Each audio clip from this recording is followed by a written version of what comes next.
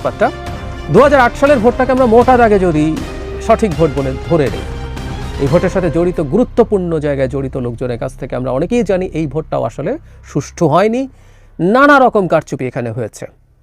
একটু 18 সালের মতো এত কাঁচাভাবে হয়নি বলে মোটামুটি অত ডিজাস্ট্রাস দেখা যায় না। তারপর আমরা তর্কের খাতিরে ধরে নিলাম 2008 নির্বাচনটা ফেয়ার ছিল।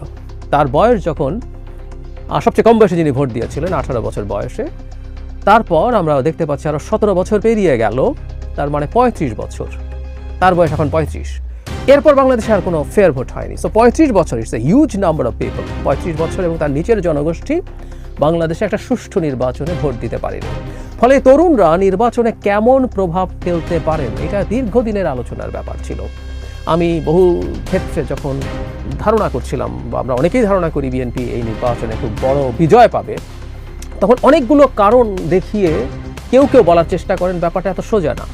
মানে এটা তো সত্য, আসলে আমরা কোনো একটা দল কতটুকু ভালো করবে এটার জন্য আমাদের সর্বশেষ ডেটা হচ্ছে 2008 নির্বাচন বা তার আগের নির্বাচনটা। এরপর আমরা আসলে কিছু জানি না আমাদের ভোটারদের মানসিকতার কেমন পরিবর্তন হয়েছে, কোন শ্রেণীর ভোটার, কোন বয়সের ভোটার কীভাবে ভাবছেন, এই ডেটা আমাদের কাছে নেই। একটা দেশে যদি একটার পর একটা গণতান্ত্রিকভাবে নির্বাচন হতে থাকে তখন একটা প্যাটার্ন বোঝা যায়, মানুষ কাকে ভোট দিচ্ছে, কোন দলকে ভোট দিচ্ছে, কীভাবে ভোট দিচ্ছে। এবং যখন এই ভোট হয় তখন যখন বাংলাদেশে নেই, কোনো একদিন বাংলাদেশে এটা শুরু হবে, হয়তো এই নির্বাচন থেকেই শুরু হবে। ভারতে প্রশান্ত কিশোর যেমন ইলেকশন স্ট্র্যাটেজিস্ট আছেন, যার ফার্ম আছে, তারা রীতিমতো এই জরিপ করেন, সেই জরিপের ভিত্তিতে কীভাবে কমিউনিকেট করবেন, কী কমিউনিকেট করবেন, অ্যাপিয়ারেন্স কেমন হবে, কারো কোন স্লোগান যাবে, এই সব কিছু ঠিক করার চেষ্টা করেন।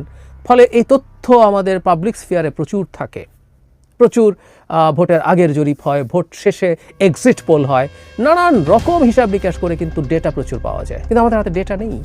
গত 15 বছর 3টা নির্বাচন আসলে ম্যানিপুলেটেড হওয়ার পর আমরা আসলে 8-এর পরে 15 বছর আমাদের কিছুই জানা নেই।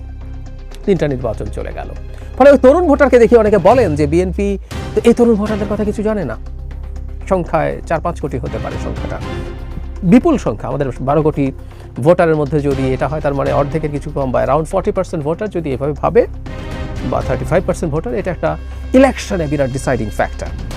এখন আগে